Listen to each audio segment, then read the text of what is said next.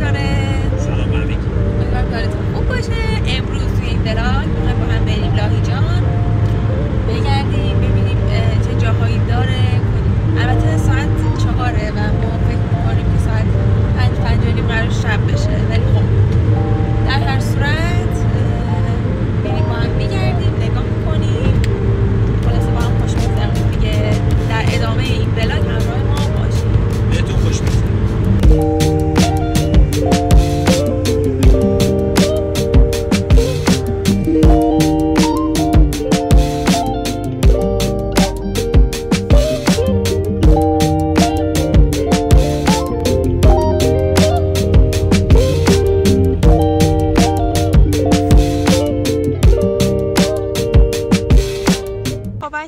رسیدیم بام سبز.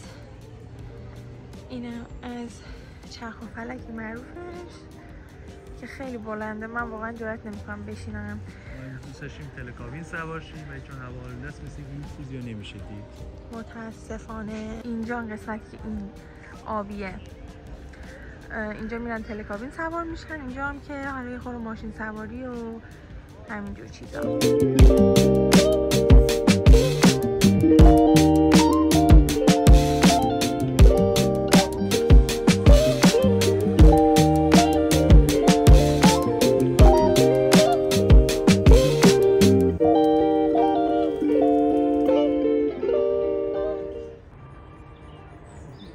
همونطور که بهتون گفتم خیلی استخر به سختی دیده میشه. متاسفانه آلودگی افتضاحه. یعنی اومدیم یه خورده حالمون خوب بشه، خیلی حالمون گرفته شد. مادتا من طبق معمول لباس تابستونی پوشیدم و خیلی هوا سرده. من خب نمیتونم زیاد لباسای کلوف بپوشم. واقعا اونقدر دیگه سرد نیست. نه فقط الان شبای خورده مثلا اینجا سرد میشه، ولی خب روزا هوا خیلی گرم. شب پنجره رو باز می‌کنیم. نه شبا مثلا خنکه، مثلا یه خورده پاییزیه، ولی روز کاملا تابستونیه. چون که آفتاب که مخصوصا زیاده. الان ما 1 آذر هستیم، فکر کنم مهر ما فقط 3-4 بار مثلا بارون اومد. اصلا بارون نیومد، یعنی امکان نداشت اینجوری باشه. ما توی این ولاگ فقط داریم به مشکلات خاورمیانه داریم صحبت میکنیم. این سمت راه داره میخوره به سمت قلعه. ما بهش میگیم قلعه یا همه میگن قلعه؟ قلعه قدیمیه. ولی به نظر من پارسالا خیلی اینجا قشنگتر بود، چون یه خورده خیس بود، بارون خورده بود، درخت‌ها هم کلا همه چی انگار دیر داره امسال به عمل میاد. نظر کلی درباره لاهیجان چیه؟ من لاهیجان همیشه دوست دارم. ما با هم دوست بودیم خیلی می‌بردیم لاهیجان. خیلی ما خیلی دوست داشتیم که با هم بیایم اینجا. خیلی هر بار میومدیم خیلی بهمون خوش میگذشت. دوباره من همش می‌گفتم بریم تو خدا بریم لاهیجان.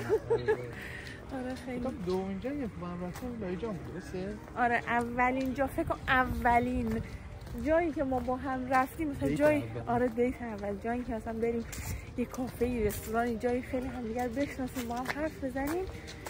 رفتیم قصر بازی و بولینگ بازی کردیم و حالا فکر کنم اولین بار بود میدیدمش، اولین تجربه بولینگ هم بود. ولی خب دوباره ما اومدیم لاهیجان. آی نفسم گرفت، من سربالایی میام. این قلعه رو بگیر شوخی سخت. خب بچه ها اومدیم بالای قلعه و اینا از وضعیت شهر. از این بالا خونه رو میتونی بریم.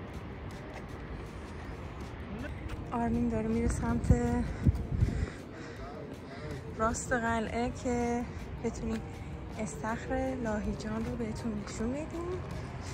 وای خیلی وحشتناکه، من فوبیا دارم.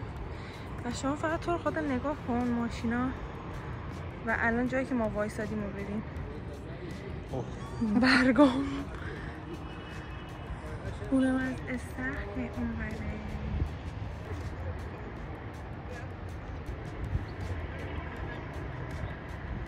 بفرمایید.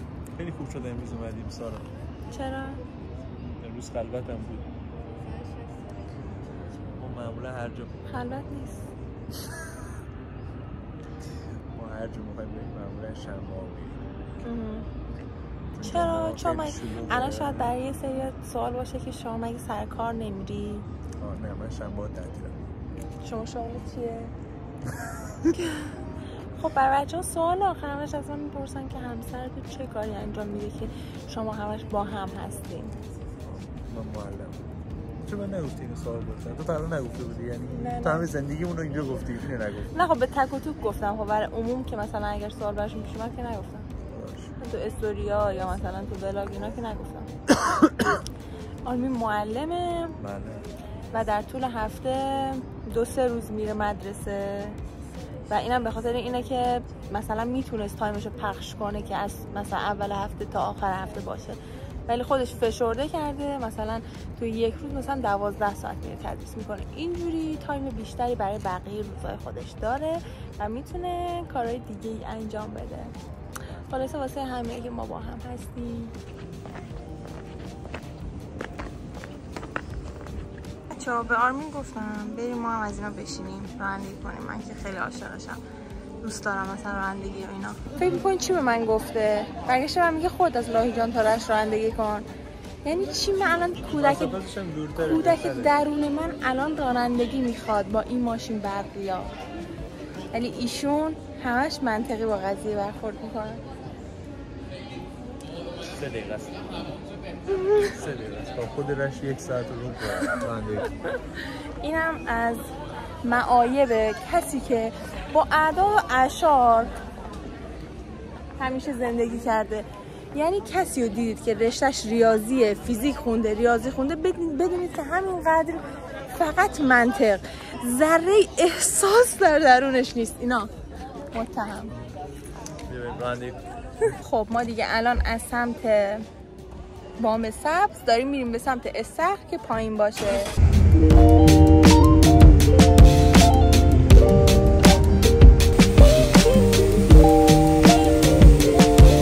اومدیم سمت استخر. چون نورش خوبه سارا. آره خیلی اینجا روشنه. نباید تو ویدیو این زبونتون داره. بعدش دیگه آره من نمیتونم از تو ویدیو بگیرم. اشکال نداره. دستم کوتاه. بگیر به من تعریف.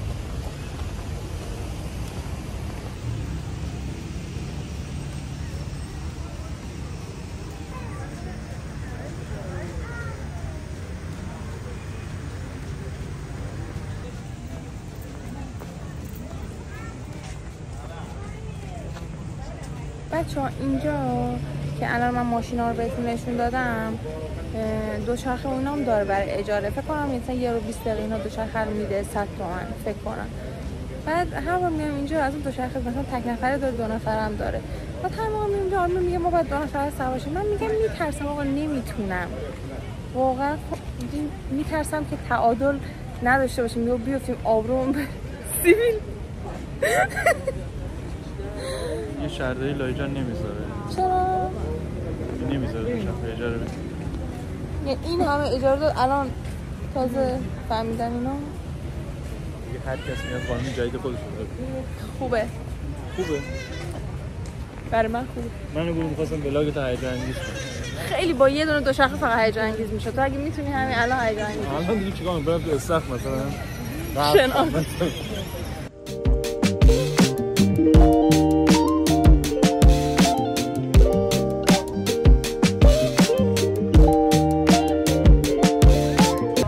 اکثر ویدیوهای میلیونی که اصلا تو پیجم دارم و از اینجا گرفتم و برام این شهر خیلی همیشه پرخاطره است. آرمین واسه پیاده روی دور استخر عالیه. آره خیلی خوبه. خیلی خوشم میاد که مثلا یه سری رو واقعا میبینم هم سن پایین خوبه الان خیلی خوب شد، هم از وسط سن پایین هم سن بالا. خیلی هم مثلا پیرزن پیرمرد میان اینجا پیاده روی میکنن. خیلی خوبه. کاش ما هم این شرایطی داشتیم. ما اگه اینجا هم بودیم تو نمی‌اومدیم. میومدم. میزنم وقتی مثلا خیلی دلم گرفته و اینا مثلا میام بیرون آدما رو که اصلا ببینم که اونا در تب و تابن کلا خیلی اوکی میشن. الان می پشه من خورده، همش دارم پاهمو میخورم. فکر کنم خسته شدم، کم کم بریم چون صبحم رفتیم انزلی سر کار. صبحم خیلی زود پا شدم، شبم دیر خوابیدم ولی هیچی نخوردیم. الان روشنه؟ آره تو 3:30 بود تا نهار خوردیم. 4 نهار خوردیم ما. نباید ویدیو بگم. ما 4 نهار خوردیم آخه. دروغ داری میگی آخه. یک بود نهار خوردیم. ما نهارمون 3 تموم شد، یعنی الان 5. من گشتم نیست، تو گشتم 5 نیست الان. 5:30. من نمیگم گشتم، وای خدایا این من دیوونه کرد. مثلا این آرمین چجوریه نهارشو میخوره، خب دیگه تا شام به غیر از یه دونه چای هیچ چی دیگه نمیخوره.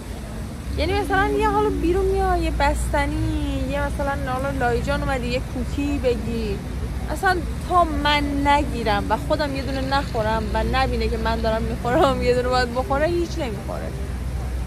الان هم میریم میگیریم چون اون دفعه من اومده بودم اینجا رژیم بودم، نمیتونستم بستن اینجا چون ما اینو بگم از موقعی که ما با هم دوست شدیم یه بار یه جا این پیش همین دور استخ یه آقای پیرمرده بستنی فروشی داره، ما یک بار اینجا گرفتیم و من خیلی خوشم اومد دیگه. بعد اون هر بار که ما اومدیم لاهیجان رفتیم اونجا مثلا بستنی گرفتیم. فقط دفعه پیش که ما اومدیم من رژیم بودم واسه عروسی نگرفتیم.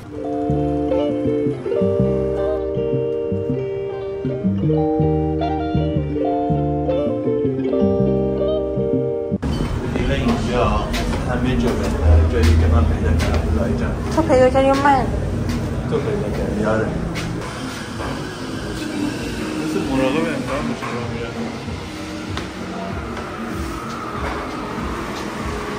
میگه اینجا رو من پیدا کردم، بعدا نمیدونه اینجا کوکی داره یا نه، اصلا نمیدونه بعد کجا بره سفارش بده. همین جایه. همین نداره. خب داره اون پشته.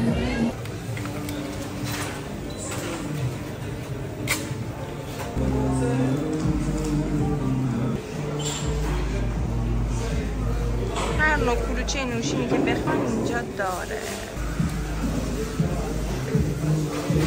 بچه ها دیگه ما الان کوکی گرفتیم دیگه، اینجا نخوردیم دیگه، گفتیم بریم خونه یه چایی بذاریم بعدن با هم بخوریم. یکم آرمین رو ببین. آخه بگو 30 سالته مثلا. دیوانه است با مردم دارم اون نگاش میکنم. خب بستنی فروشی مد نظر رسیدیم، بریم بگیریم.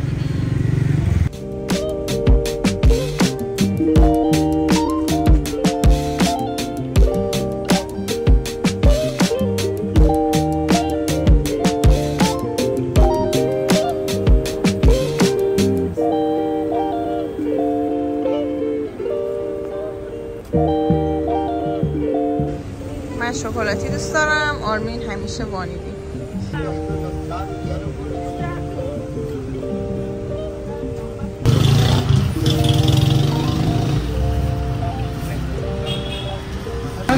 آقا شما قسم خوردین؟ من به شما اعتماد ندارم. وای من از همین روز میترسیدم. من از همین روز میترسیدم. خدا بخواد دختر بگیریم که الان خودت زیاد نگم. 65 کجا میره پیدا این بچه من از ایران رفت. من دیگه یه ساعت گذاشتم به لحظه ولی بعد ساعتش خوابیده بود، هرکیم سوال بود چرا خوابیده شد؟ من جریان گفتم نه مثلا تو بچت رفت آوردی اون دختری که آوردن اونایی که خوابیدن در این ساعت رفتن از ایران مهاجرت کردن. این 65 دخترم رمز 4 دیگه لازم میبینیم این عوض کن دایی جون بلند راحت ترینه. ما اینجا اومدیم هم یه کوچولو گوجه خریدیم هم جریان ساعت ها رو پرسیدیم، خونه هم گوجه تمام شده بود. که خوشبخت آدم بشین همیشه شاد. دستتون در نکنه. تشکر. خیلی ممنون. مرسی بچه ها جون، ما دیگه گوجه‌مون هم گرفتیم. میکن این امرا مرده میاد لایجان کلی خرید میکنه گوجه خرید. آره بعد ما چون می‌خواستیم ببینیم جریان اون ساعتا چیه دیگه رفتیم اونجا، راستش اولش خیلی خجالت کشیدیم که مثلا می‌خوایم ویدیو بگیریم و اینا، ولی خب بعد اینکه ویدیو گرفتیم دیگه دیگه دست خالی بریم خونش. مگه می‌خواستی بری؟ داشتیم میومدی دیگه ولی خیلی مرد خوشمشرب و باحالی هم بود. آره نه برای خیابونه من یه اذیت ریزی هم کرد. آره هیچ کدوم از گوجه‌هایی که برداشت گفت شاعرت خوب بر نداشت، گفت به مرگ دخترم. من گفتم نه از کجا میدونی شما چی دیدی؟ آخه آرمین اول دست زد که مثلا سفت هست یا نه. بعد گفتش که بعد من داخل پلاستیک رو نگاه کردم ببینم خوب، گفتم که خوبه که مثلا به ظاهر خوب بود آخه. بعد برگشت گفتش که من دختر ندارم که تو به شوهرت شک داری. یه لحظه درس زندگی عجب. ما رو نمیدونم چرا هر کی از راه میرسه منو دست میندازه، انگار تو قیافه من مثلا این هست که مثلا آقا با من شوخی کنید، من آدم خیلی ساده ایم. آره خلاصه هیچی هم ولی خب انرژی خوبی داشت اونجا، خوشم اومد. آره واقعا وایب خوبی از این آقا گرفته بودم، عالی بود. ادا نه ولی مرد خوبی بود. آره خوب بود. خلاصه که اینطوری کلی بهمون خوش گذشت. اومدیم لاهیجان، خیلی وقت بود نیومده بودم دیگه. امیدوارم که به شما هم خوش گذشته باشه. ما یه راه 1 ساعت از لاهیجان به رشت در پیش داریم. خیلی ترافیک اصلا افتضاحه. مسیری که همیشه ما 1 ساعته میرفتیم الان زده 84 دقیقه.